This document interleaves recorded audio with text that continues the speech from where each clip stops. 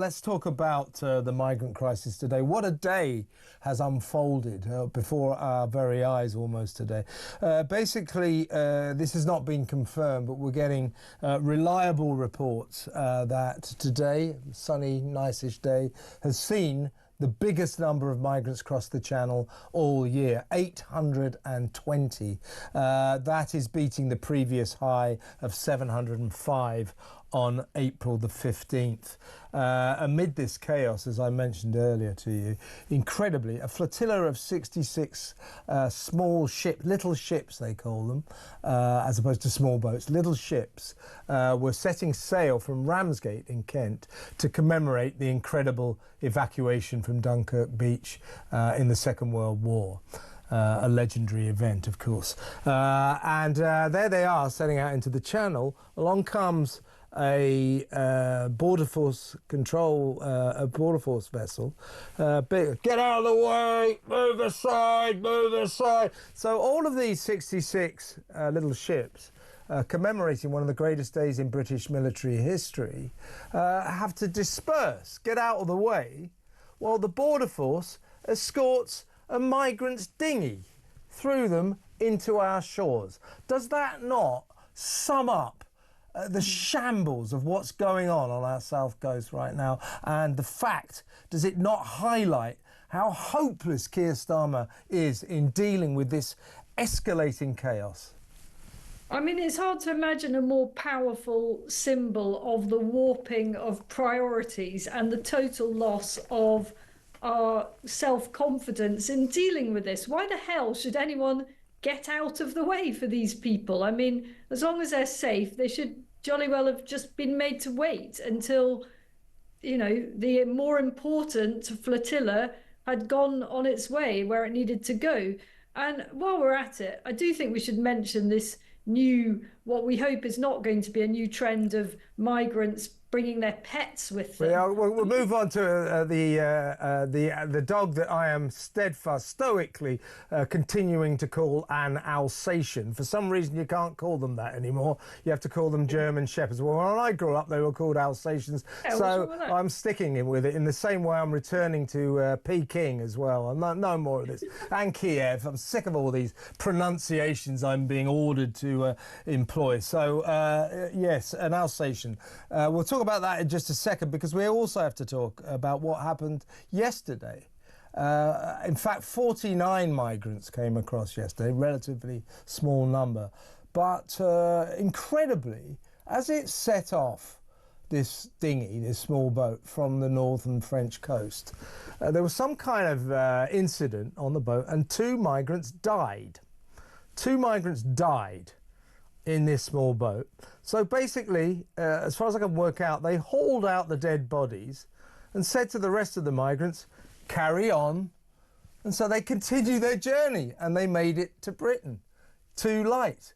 I mean, and as you say, you know, now we have an asylum seeker dog. A dog that's, I mean, I'm glad, I'm very pleased, you know me and animals, I'm really pleased. It's not the dog's fault. Yeah, exactly. I'm really pleased that we're looking after this poor innocent creature. It's not his fault, not its fault, because we don't know if it's a he or a she. But it's in a Deal quarantine kennel now, obviously being tested for rabies and other infectious diseases. So that costs quite a lot of money. I know this. I put my own dog from America through quarantine. It's a lot more than an expensive hotel to have your dog in a quarantine. It costs thousands and thousands of pounds. So we're paying for that. The border force, I suppose, to their credit, are thinking of employing the dog once it passes its medical tests to be one of their sniffer hounds or something. But yeah, again, it's a story that just sums up the absurdity, the kind of nonsensical shambles of what's going on right now. Completely. I mean, it is an absolute Mickey take, isn't it? You know, now you bring your pets.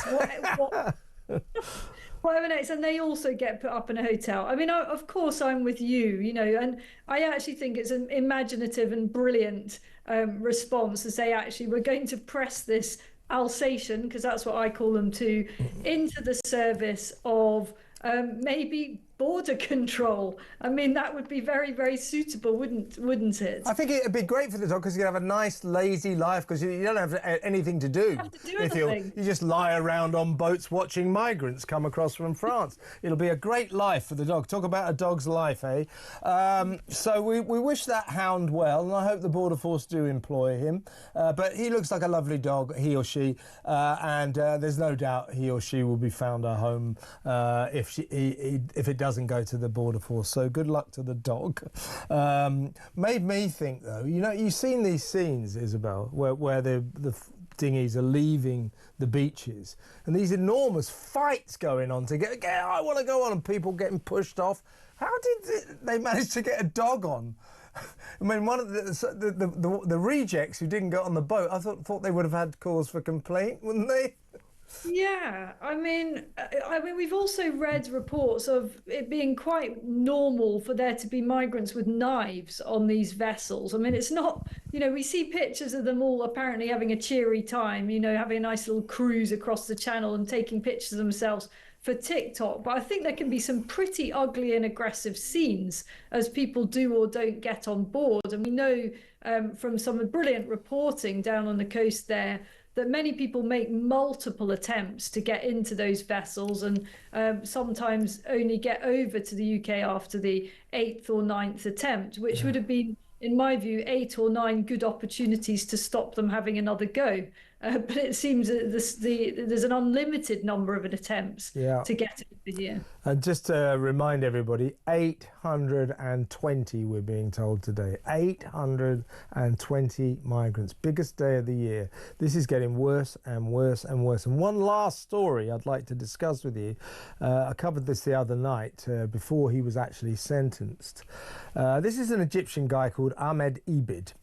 And the government's trying to let it be known that he is the first triumph of their smash the gangs strategy because he made 12 million quid organising the transportation of illegal migrants. So you think, oh, well, so they've arrested him. Now, this is where the story goes downhill if you're trying to spin it and you're in 10 Downing Street right now. OK. So he made £12 million organising transportation of illegals. Smash the gangs. Well, he's got nothing to do with the cross-channel gangs. His business was transporting Libyan illegals across the Mediterranean to Europe. So they cannot claim this is the smashing of a gang. Here it gets worse. This guy was organising his £12 million business while on benefits. Our benefits, British benefits, to feed his wife and 12-year-old kid. He was living in taxpayer-funded accommodation, a nice flat in West London, from where he ran his people smuggling business. Now, he was allowed to be an asylum seeker. He got here, came across in 2023, illegally, on a small boat, with his wife and kid. It's just ridiculous, isn't it? He applied for asylum. They said, "Oh well, yes, we'll process. Yes, you can live here. Here's a free flat, and here's some benefits to feed your family." Oh, you're running your own business as well. That's good. Guess what? He had to reveal when he asked to be an asylum seeker. It was that a few years previously he tried to break into Italy and got caught trying to smuggle in 1 ton of cannabis and did 6 years in jail. Oh and yet was allowed to stay here as an asylum seeker at our expense, running a people smuggling business. Keir Starmer, I think, has slightly lost control of this saga, hasn't he? Oh my! I mean, it'd be so interesting to see. I mean, do we know what sentence he's got? 25 years. 25 years. 25. Yeah, but wait until it gets before that appeal judge. Holroyd will let him out. Yeah. Manifestly excessive, Kevin. Manifestly excessive. Anyway, there you have it, folks. The swirling mess of this awful migrant crisis that our government, our Prime Minister and Calamity Cooper, the hopeless Home Secretary, are doing nothing about except saying we're going to smash the gangs, smash the gangs. They haven't smashed any gangs. and 820 came across today. For God's sake, Starmer, get a grip.